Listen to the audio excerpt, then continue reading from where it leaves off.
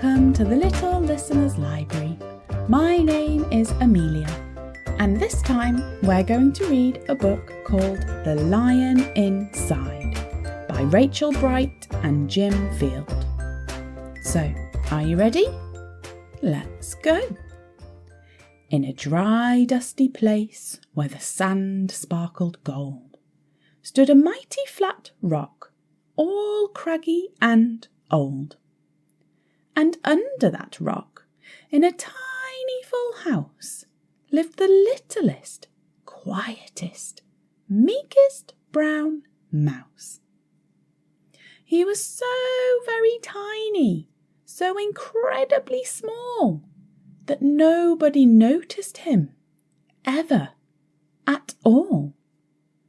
He got trod on, and sat on, and missed out for stuff. Ignored and forgotten. Yes, mouse life was tough.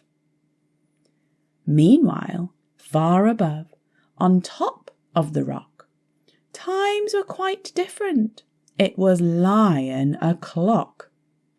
This huge, toothsome creature made sure everyone saw how important he was by how loud he could roar. He was head of the pack. He was shouty and tough.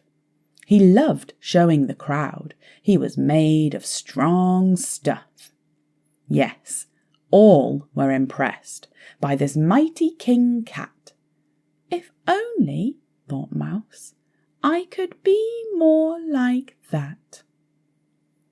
Then, late one dark night, in his Minnie Mouse bed, the cleverest thought popped into his head. He jumped from the covers and held up a paw. "I've got it," he said. "What I need is a roar. I mean, what if this mouse, with the weeniest squeak, was a little more grrr and a little less meek?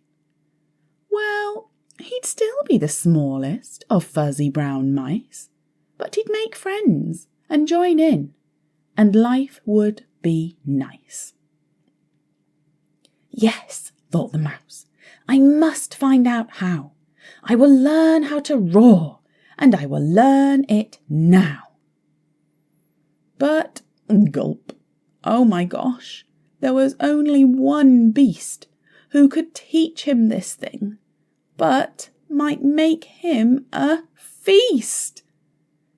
It was time to be strong, take a chance.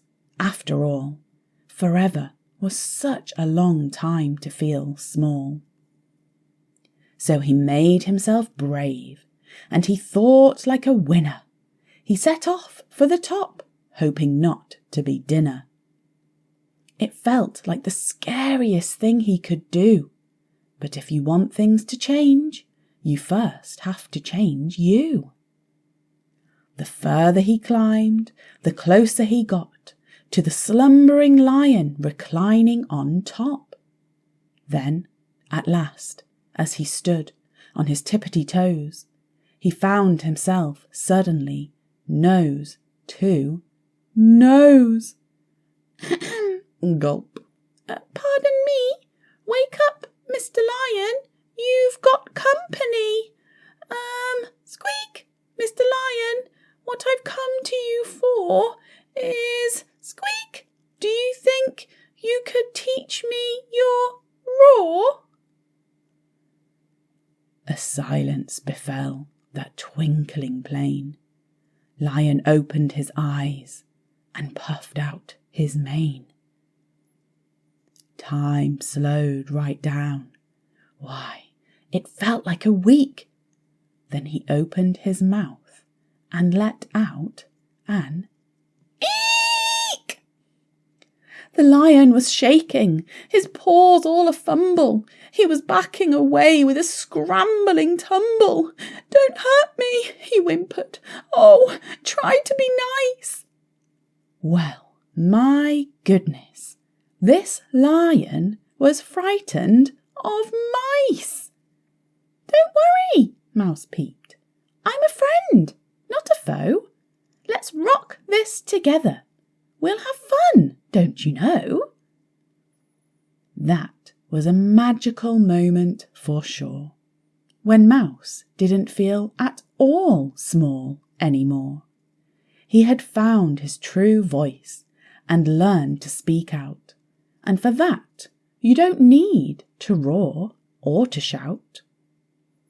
And from that day and always, the two were a pair. They both liked that rock better, now that rock was to share.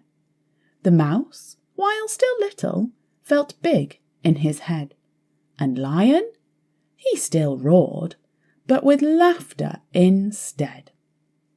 Yes, that day they both learned that no matter your size, we all have a mouse and a lion inside. The end. That is a great story to remind us that the way you look on the outside is not always the same as the way you feel on the inside. Little children can be brave, and big grown-ups can be really scared. I wonder if you can think of a time when you were really brave. Tell a friend or a grown-up about it and how it felt to be brave. Thank you for coming to the Little Listeners Library, and we'll see you soon.